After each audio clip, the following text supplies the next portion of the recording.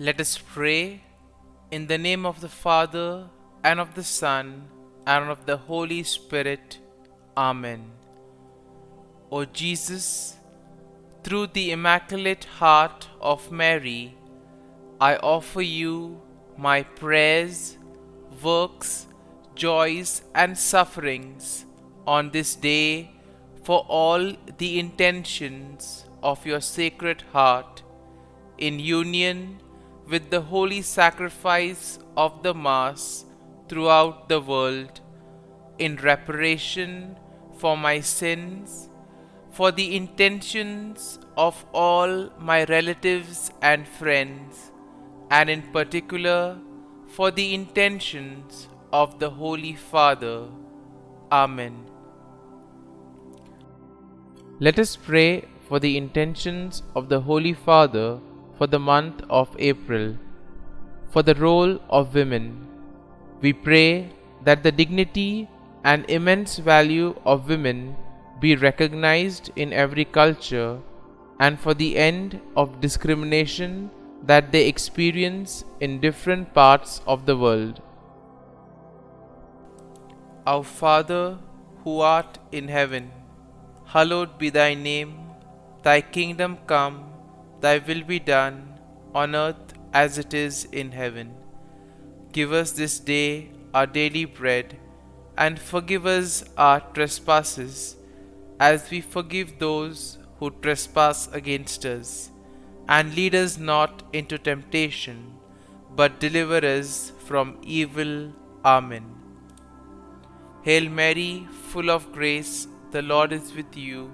Blessed are you amongst women, and blessed is the fruit of thy womb, Jesus.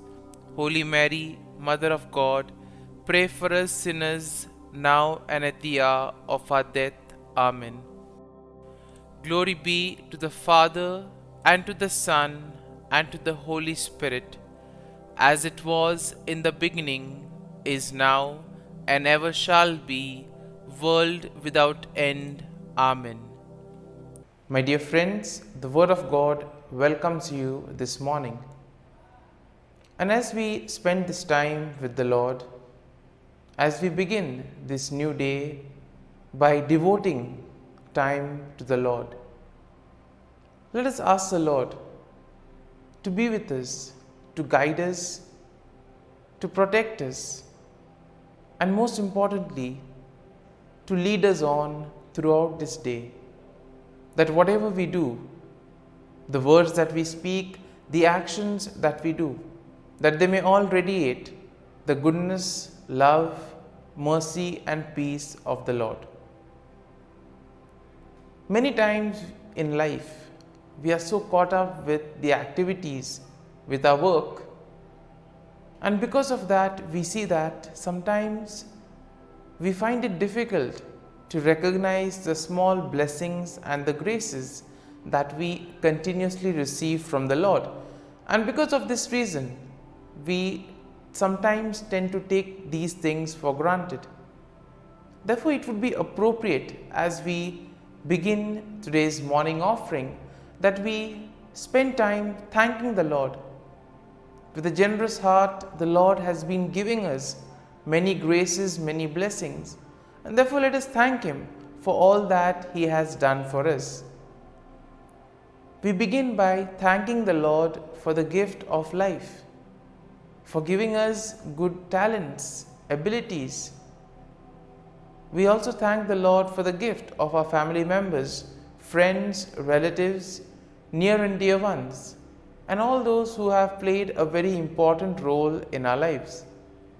We see that these individuals have been ones who have shaped us and molded us.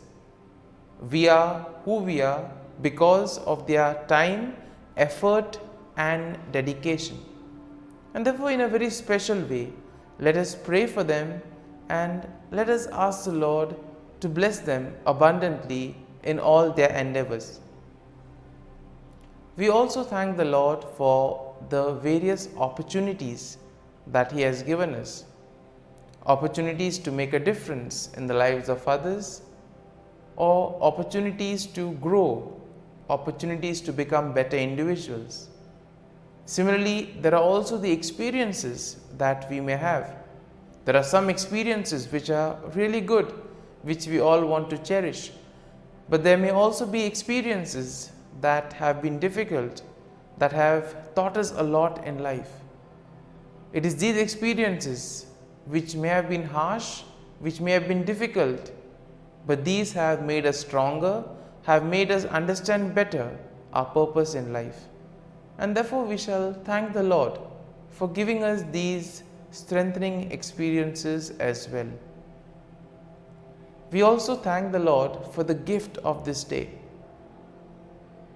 We thank Him for protecting us, for guarding us through the night, and giving us the gift of this day, a day that will help us to probably complete something that was left incomplete, or maybe to do something that may make a difference in the lives of others. And therefore today, in a very special way, let us ask the Lord to be with us and guide us. And now we shall reflect and meditate on Psalm 51. As usual, we shall have a general overview of the psalm, and then we shall gradually enter into the details, trying to see a few verses and what they try to communicate to us. Now, Psalm 51 is a penitential psalm, which means that it is a prayer of repentance, and at the same time it is also a plea for forgiveness.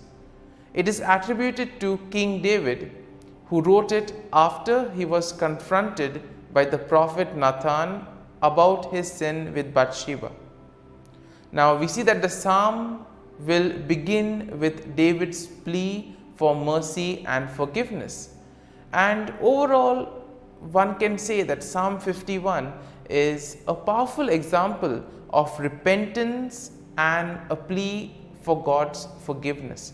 This psalm reminds everyone that our sin is not just an action, but it is an offense against God's holiness and righteousness.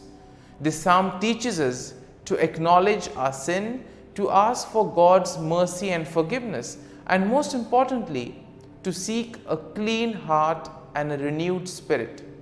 The psalm also will show us the importance of teaching others about God's ways and leading sinners back to Him. And therefore we see that today's psalm is quite rich when it comes to aspects such as repentance and forgiveness. And the psalm begins with David acknowledging that he has sinned against God, and therefore he asks the Lord to blot out his transgressions. David confesses that his sin is ever before him and that he knows that he has sinned against God alone. Now moving along to verse number 4, we see that David will recognize that his sin is not just an action, but it's an offense against God's holiness as well as God's righteousness. And he acknowledges that God is just and righteous in his judgment, and that he deserves the punishment that he is receiving. And therefore here we see that David takes responsibility for his action, and therefore he knows that whatever is happening to him is as a consequence of the sin that he has done. Moving along to verses 6 to 9, here we see that David asks God to cleanse him of his sin and to create in him a clean heart. It is here that David recognizes that only God can wash away his sins and can make him pure again. He also asks God not to cast him away from his presence, but to restore the joy of his salvation. Moving on to verse 10, we see that David asks God once again to create in him a clean heart and to renew a spirit within him, a spirit that is right, a spirit that will not mislead. And this is a plea for God to change David's innermost being so that he can live a life that is pleasing to God.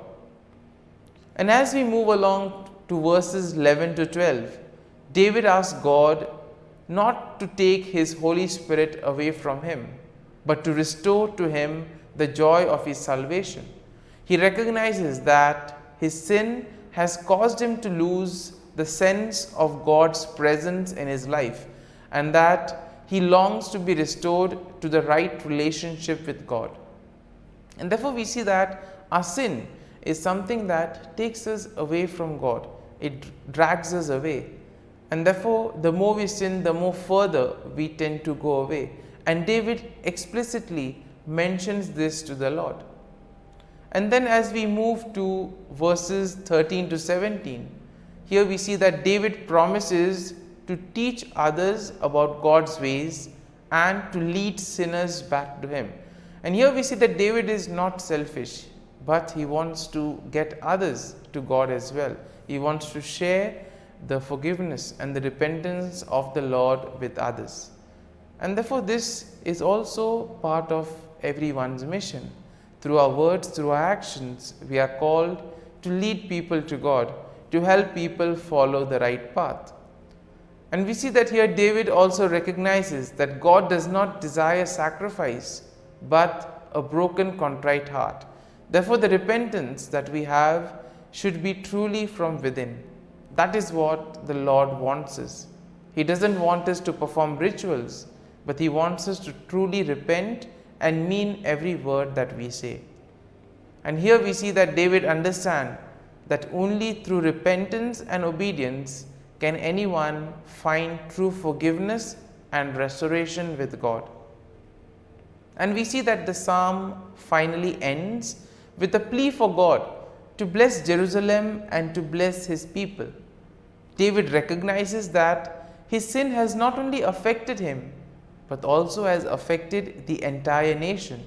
And therefore he asks God to restore them to a right relationship with Him. And so, my dear friends, having reflected and meditated on this psalm, there may be some thoughts that would have touched us, some aspects of the psalm, perhaps something on forgiveness or repentance. Let us allow these thoughts to remain with us. And let us now close our eyes, and at this morning hour, let us thank the Lord. Let us praise the Lord. Let us glorify the Lord. Loving Father, You have given us this time in the morning. You have been gracious to us. You have given us Your Son, our Lord Jesus Christ, who has cleansed us from our sins. He has taken away all our sins and He has given us new life. Lord, as You have given us the Holy Spirit, we ask You, Lord, to bless us and to protect us. And for all this, Lord, we thank You, we praise You, and we glorify You. You have protected us, Lord, and You have guarded us all through the night. And You have given us this morning hour. For Your great love and mercy, O Lord, we thank You. We offer You this day, O Lord, and all that we do. And we ask that You always be with us and accompany us in all our actions. And now, my dear friends, let us spend a few moments in silence, reflecting on any thought from Psalm 51 that would have touched us, something that would have given us a better understanding of ourselves. And let us remain with this thought, asking the Lord to change us, to help us become better individuals.